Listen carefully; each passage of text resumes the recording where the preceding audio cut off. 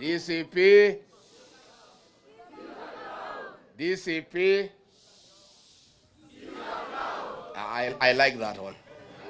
Asanteni sana vijana wetu. Vijana oi. Vijana oi. DCP oi. Vijana pahali yote mmetoka watu wanasema nini? Vijana wenyewe wanasema nini? Na pahali wametoka wananchi wanasema nini? Mambo ni one time. Asanteni sana. Thank you very much. We'll be very brief because we have so many meetings and hatutaki kuwaweka sana. Let me first thank you, our young leaders, for creating time to come and engage with us and for making a very bold decision to pursue leadership. Leadership is a calling.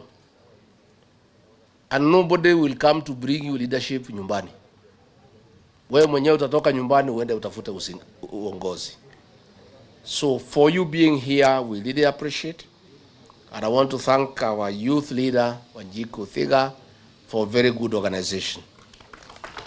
And I have listened to our youth leaders who have spoken here, and I'm very happy. Let me appreciate the resilience and the sacrifice of our young people to liberate their country. This country is in deep trouble.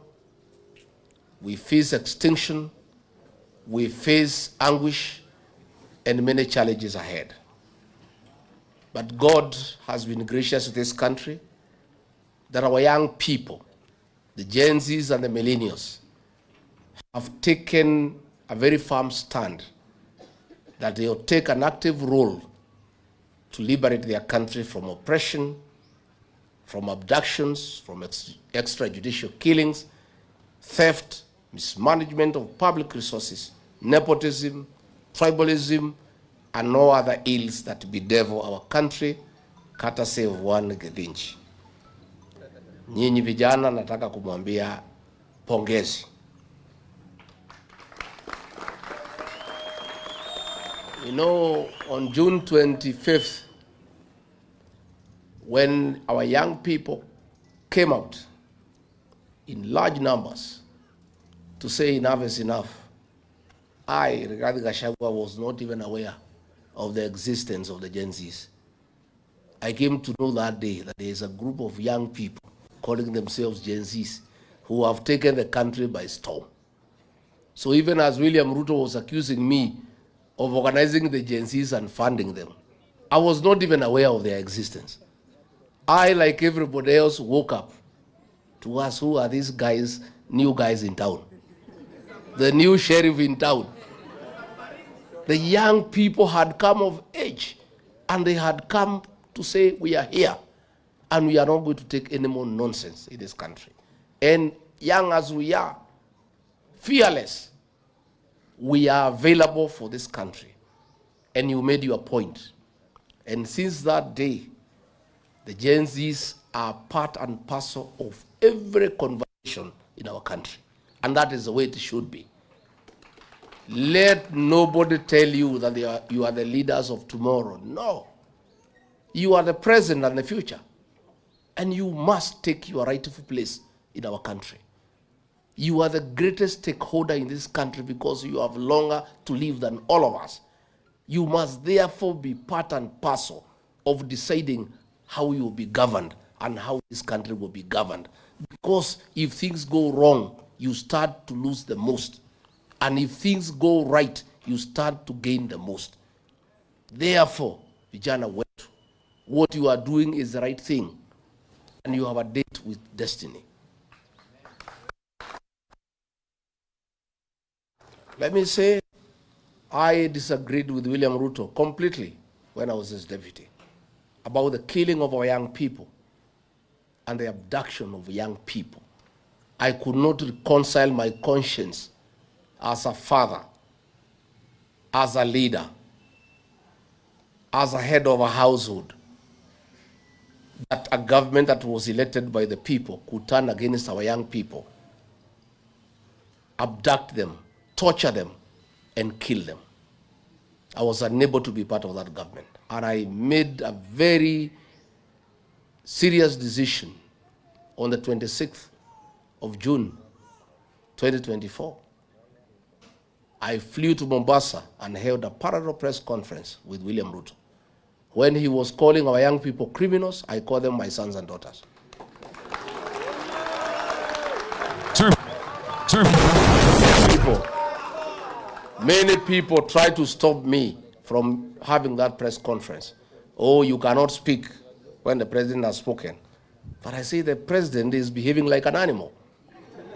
I am not an animal myself, I'm a human being.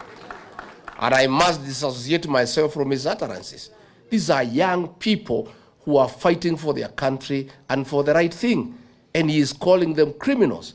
And they are not criminals because what they were disagreeing with is what is criminal in nature. And I therefore affirmed our young people, and I said I want to be counted, that these are our young people, they are my sons and daughters, and they must be given a chance. And that's when I disagreed with William Ruto. After that day, until he threw me out of office, we never spoke again. He would just pretend to greet me in public, but he could not agree to face me because I would look at him at his face and ask him, why are you killing young people? You know, so my good people, DCP is your home.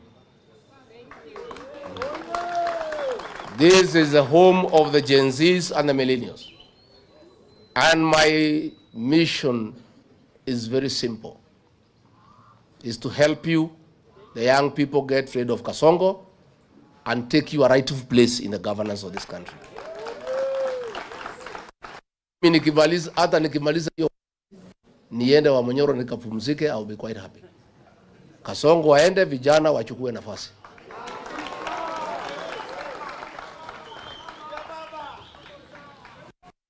Let me say, you guys are the majority in this country. This country is in your hands. There is nothing Rigathi Gachagua can do to liberate this country alone.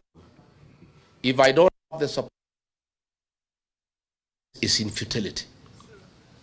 You are the guys to deliver this country.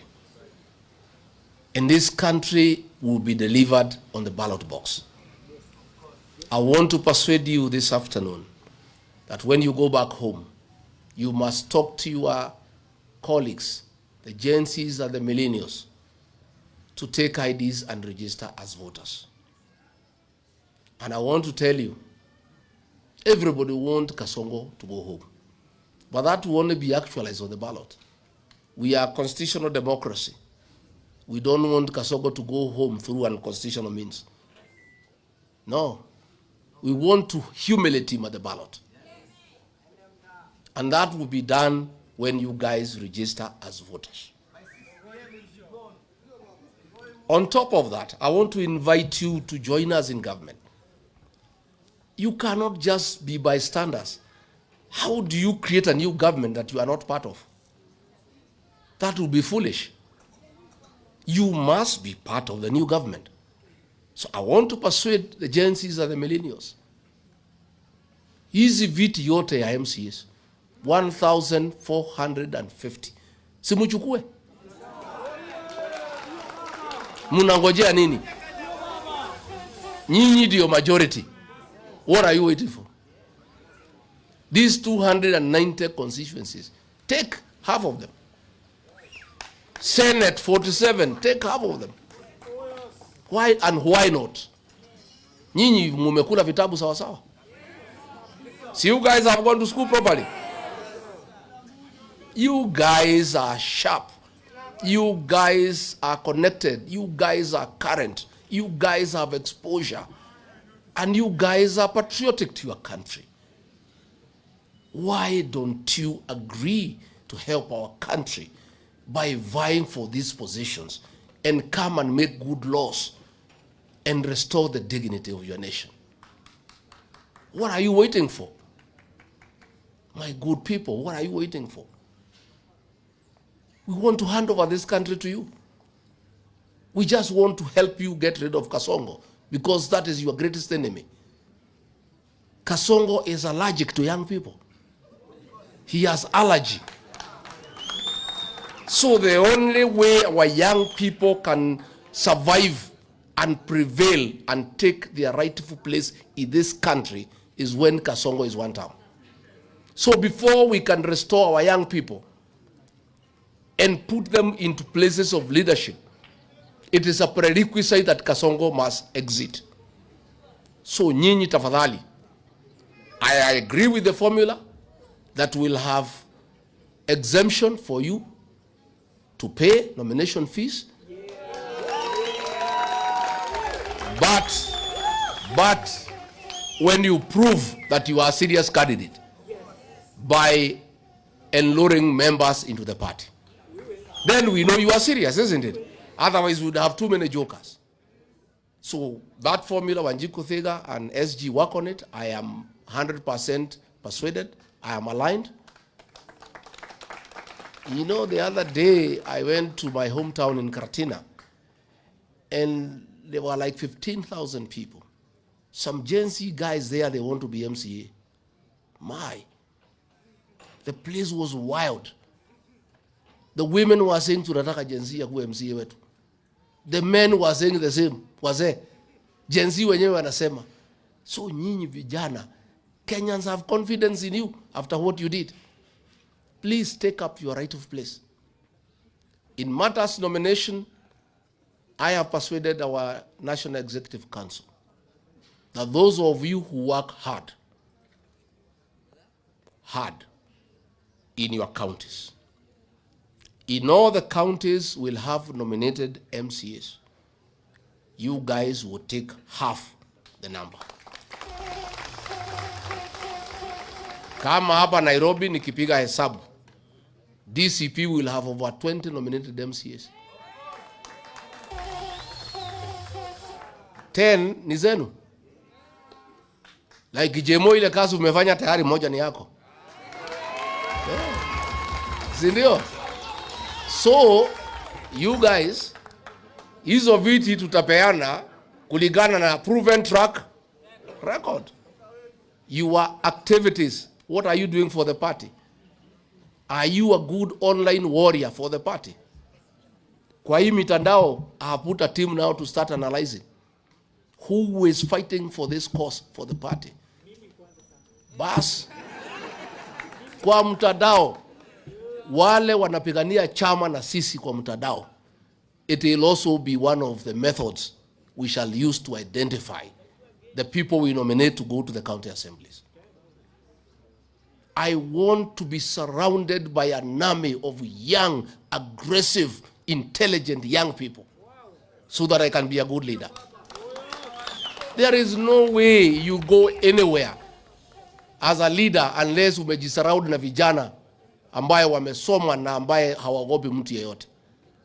Rigathi Gachagua has availed himself to be surrounded by young leaders so that I can succeed. I'll go nowhere without you. I want you to come. We work together.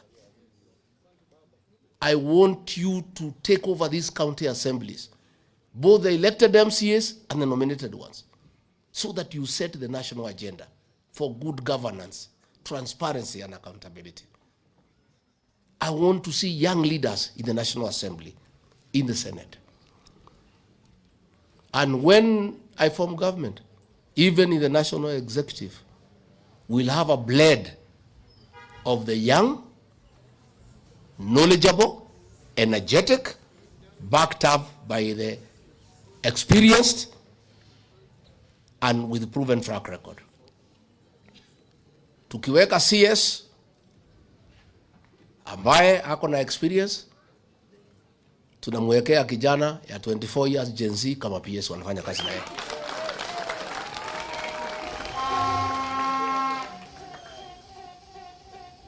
A Rigathi Gachagua-led government will bring to the fore the leadership of our young people.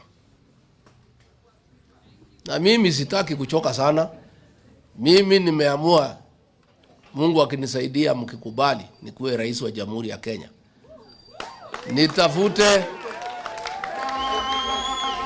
nitafute vijana, nijaze kwa serikali. Watu wange kazi, I take the credit. Si ndio? Mimi nikae pale wa Manyoro na Pastor Dokas, nimeweka vijana, nimejaza kila pahali. Wanakuja kunibrief on Monday na kuchukua mawaidha. Ambia vijana hapa muangalie namna hii wiki hii, mtakuja kuniambia weekend. Si ndio? Si hata mimi lazima nijipende. Kwani hii kazi nitafanya mpaka siku gani? But since I cannot run away from responsibility of working hard, I must surround myself with youthful, energetic young people to help me govern. And you guys, you'll be all over. You will be in every office in my government. You will be in every institution. You will be in every parastatal. You will be everywhere. Watu waanze kuzoea nyinyi mapema. You guys are the present and the future of our country. And unless we hand over this country to you, this country is doomed. Hawa wazee wametuangusha, wacha tujaribu hawa vijana. Na mimi, I am ready and willing to partner with you. Nyinyi mko tayari? So in our party, please start your activities and assert yourself. Na hakuna mtu atakuja kukuchukua nyumbani uongoze. Wewe mwenyewe ndio utaoda huko nje uanze kuongoza watu. And this is the way to start. So recruit members. Be active in party activities. And you have seen when I come in the countryside, mkutano wangu lazima nipatie majenzi waongee. And that will continue. Because all those things we discuss is about you. So how do we discuss things to do with you and we don't allow you to participate in that discussion? So please, mimi nimefungua roho yangu, nimefungua milango yangu, naomba tufanye kazi na nyinyi. Naomba tusaidiane. Mko tayari? Mko tayari? And I want to say, you know, Kasongo ametudanganya, alisema ataweka ICT hubs kila ward, mumeziona? And you know this guy is actually mannerless. You know, let me ask you. He told us ataweka sisi pesa kwa mfuko. Ile kidogo tulikuwa nazo akato? Ni muongo si muongo? Now he is telling Kenyans that apatiwe nafasi ati to make Kenya at the first world. Now, this man, in a record 3 years, he has destroyed the education system. In a record 3 years, he has destroyed the health system. In a record 3 years, ameharibu biashara. Kila kitu ameharibu, nothing is working. And he thinks Kenyans are foolish, that he can trust them, and they can trust him, that he has a capacity to make Kenya to be first world. Kama ile tumekupatia mwaka 3 umeharibu. Umeiba kila kitu. The only things you have succeeded, William Ruto, is abducting young people, killing young children, stealing everything. Sasa amefungua factory ya furniture Eldoret. So amesema msitu ifunguliwe, ndio watu wakate miti wapeleke kwa factory yake. Everything is about him. Yeah? Si ndio? Yeye anataka to destroy the Mau forest because he has opened a factory ya furniture. So he is saying no imported furniture. Furniture yote itatoka kwa factory yake na miti itatoka kwa misitu yetu. So he wants to destroy all our forest, the whole ecosystem, and destroy it. Mambo amefungua factory ya chuma. Ndio sasa anaweka mambo ya affordable housing. Amefungua factory ya tiles. This man is in every field ya biashara. Amechukua biashara yote Kenya. Mpaka matatu amechukua na watoto wake. Sasa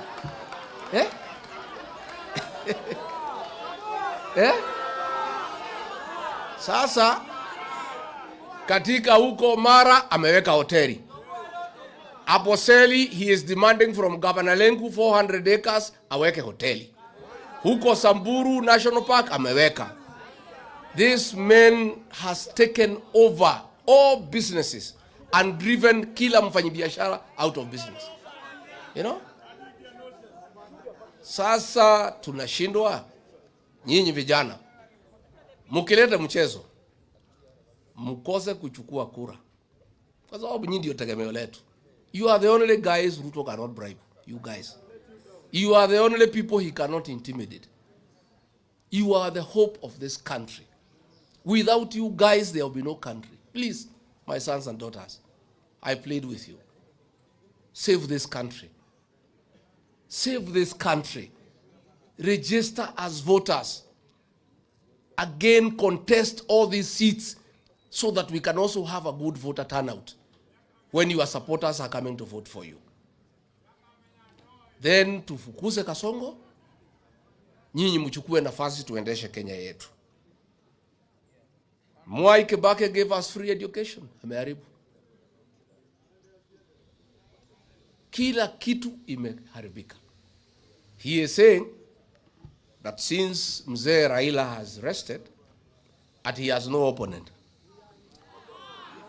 Let me tell him, wewe William Ruto, Rigathi Gachagua is not your opponent. Kalonzo Musyoka is not your opponent. George Natembea is not your opponent. Martha Karua is not your opponent. Eugene Wamalwa is not your opponent. Your greatest opponent, in case you didn't know, are the Gen Zs and the millennials.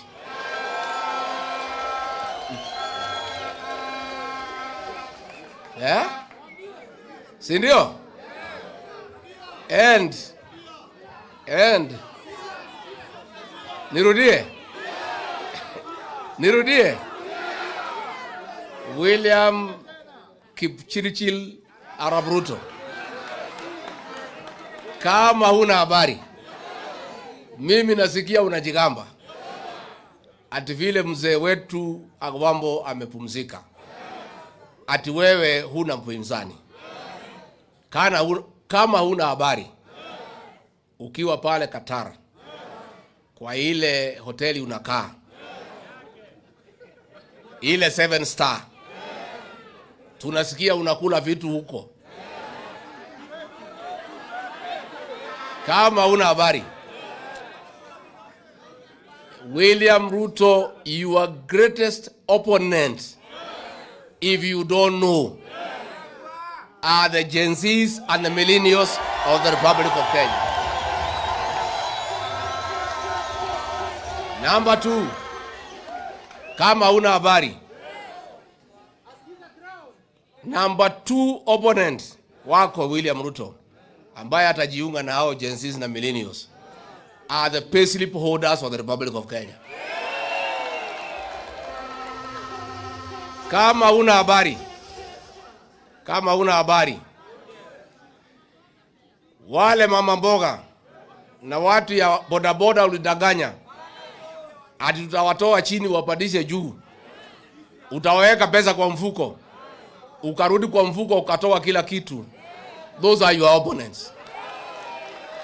Kama huna habari, wale wa mama na wazee ulibomoa manyumba zao hapa Nairobi karibu na mto, hao ndio wapinzani wako. Kama huna habari, wale police officers umeharibu insurance scheme yao, watoto wao wanahangaika. Those are your opponents.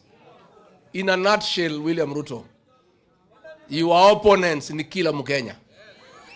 Yule candidate tutatoa moja ni kwa niaba ya hiyo wapinzani wako. But that is not your opponent. He will just be a representative of the people against you. And let me confirm, for the avoidance of doubt, we shall have one single presidential candidate. Nimeona Kasongo amesponsor ma headline kwa ile magazeti yake jana. Rigiji asimami, ati sijui atawachia wengine ati apewe share ya serikali. Nani nakwambia? Rigiji is a front runner in this race, my friend.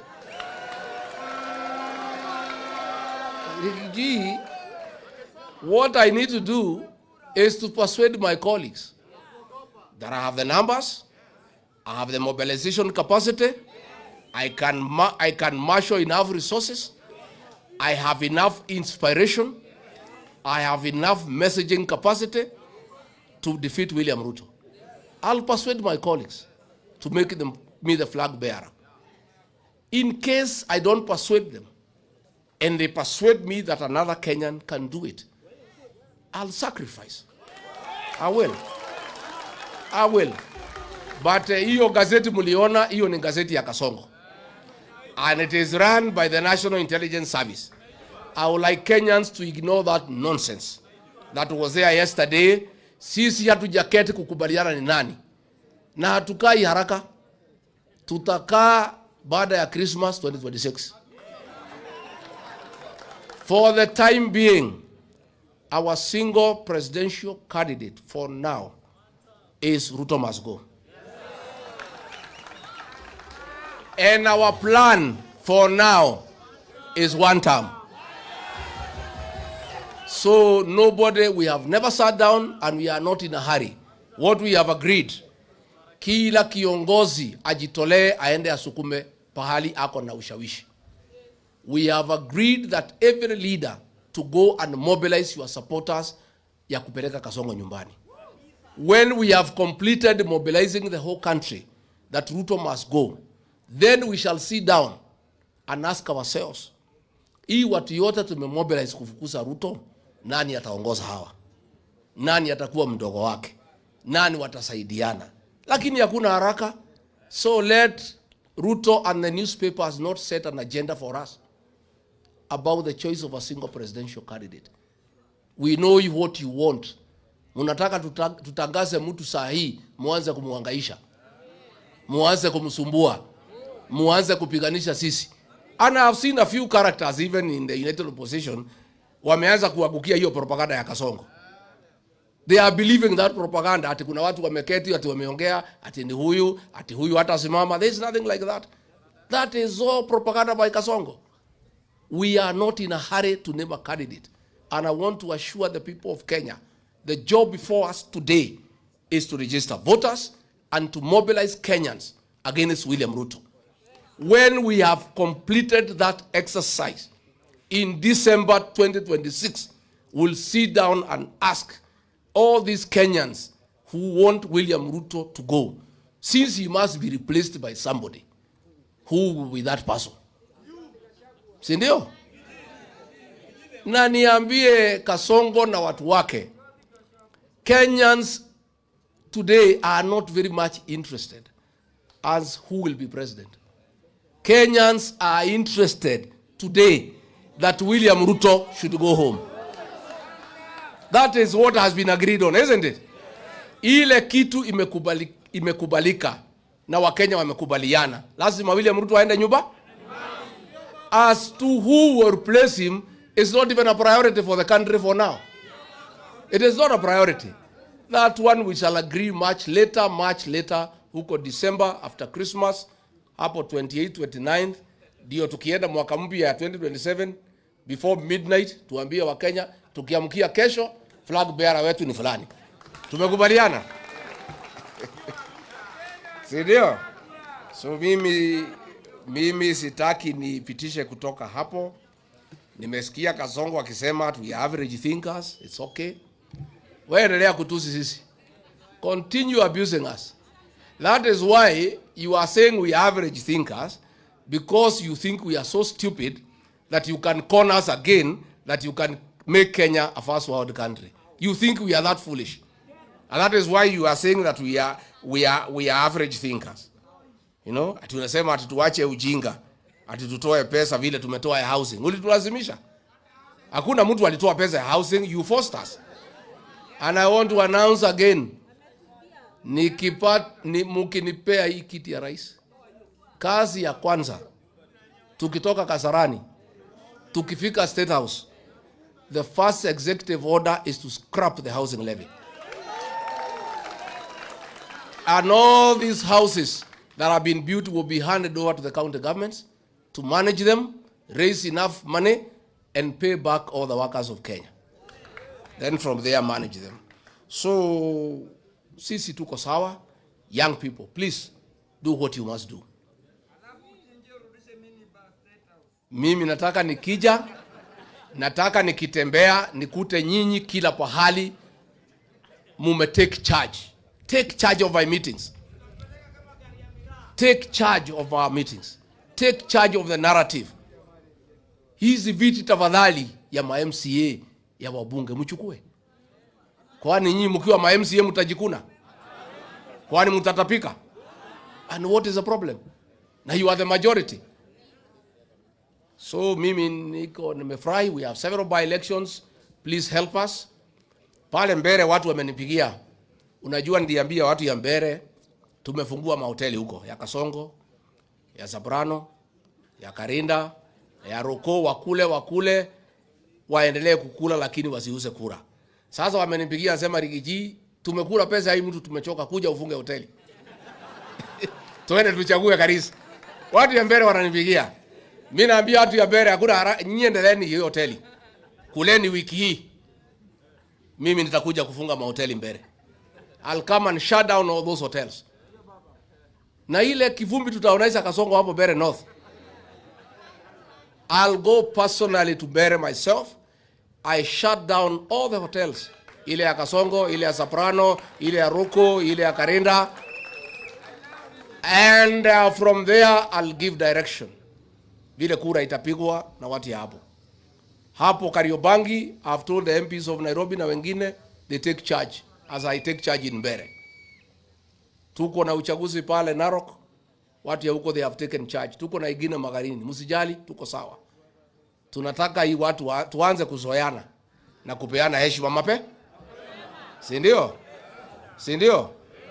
So you guys, I have faith in you. I have faith in you. Yeah? And I'm telling you, nyinyi, tukimaliza hii uchaguzi, mkiona vile nitajaza nyinyi maofisi, mtakuja kuniheshimu. Yeah? Hii maassembly hii mtakuwa mmejaa huko. Bora msinisahau mkifika huko. Najua naye watu wakipata uongozi wanaanza kiburi. You know? They are these fellows niliwasaidia wakakuwa wabunge. Siku hizi wanakula kwa Kasongo, wanatusi mimi. Mimi nitapatana na nyinyi kwa ground. Nitapatana nao kwa ground. Na mimi sina ubaya na mtu yeyote. Mimi nimesema hatutaki Tugege. Na sina ubaya. Ni ile hasara tumeenda kwa kuwa na Tugege.